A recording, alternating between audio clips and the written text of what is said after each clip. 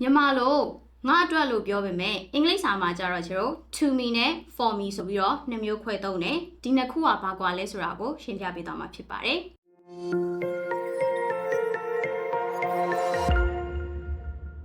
ပထမဦးဆုံးဒီချေတို့ to me ကိုတွားကြည့်အောင်ဆိုတော့ to me ကကြတော့ဒီချေတို့ opinion ကိုယ့်ရဲ့အထင်အမြင်ကိုပြောတဲ့အခါမှာ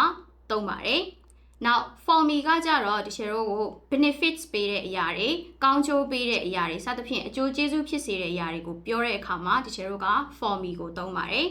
ဥပမာစာကြောင်းလေးတွေနဲ့ကြည့်အောင်ပထမဆုံးဒီချေတို့ to me ကိုအရင်ပြောကြည့်ပါမယ်ဒီအရာကငါ့အတွက်အရေးကြီးတဲ့ပုံပေါ်တယ်လို့ပြောချင်တယ်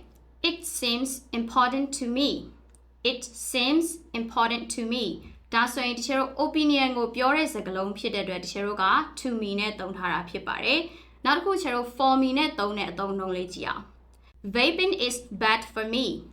Vaping is bad for me Vaping လုပ်တယ်ဆိုတာကချေတို့ e-cigarette တောက်တာကိုပြောတာဖြစ်ပါတယ်ဆိုတော့ Vaping ကငါအတွက်မကောင်းဘူးလို့ပြောတာဆိုတော့ကိုယ့်အတွက် benefit တစ်ခုခုရစေတဲ့အကြောင်းအရာကိုပြောတာဖြစ်တဲ့အတွက်ချေတို့ for me ကိုသုံးပါတယ်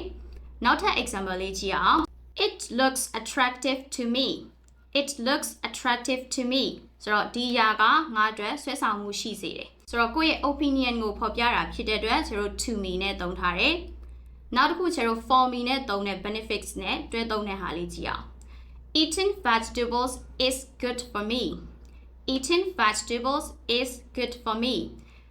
ဟင်းသီးဟင်းရွက်တွေစားတာကငါအတွက်ကောင်းတယ်ဆိုတော့ဒီလိုမျိုးကိုယ့်ရဲ့ benefits တွေပြောတာဖြစ်တဲ့အတွက်ကျတို့ for me နဲ့တွဲသုံးပါတယ်အခုကြည့်နေတဲ့သူတွေက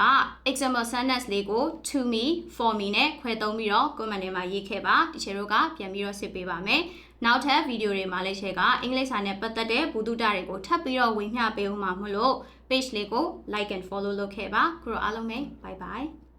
GYS မှာအင်္ဂလိပ်စာအတွက်ကလေးတန်းနဲ့လူကြီးတန်း2မျိုးခွဲထားပါတယ်level အနေနဲ့ကတော့ကလေးတန်းအတွက်ဆိုလို့ရှိရင် ABC ကနေစတင်တဲ့ English for ရန်လန်တာ2တန်းနဲ့ Speaking တည်တဲ့သင်ပေးတဲ့ English Speaking for Beginner 2တန်းရှိပါတယ်။လူကြီးတွေအတွက်ကတော့ Basic Grammar, Sentence Construction, Basic Speaking နဲ့ Business English ထိပါတက်ရောက်နိုင်အောင်သင်ကြားပေးထားပါတယ်။အင်္ဂလိပ်စာတန်းတွေကိုစိတ်ဝင်စားရဲဆိုလို့ရှိရင် comment ထဲမှာ ENG လို့မှန်းခဲ့တာပဲဖြစ်ဖြစ် Messenger ကနေလည်းတိုက်ရိုက်စုံစမ်းလို့ရတယ်လို့အခုပေါ်ပြထားတဲ့ဖုန်းနံပါတ်တွေကနေဆက်သွယ်လို့ရပါတယ်။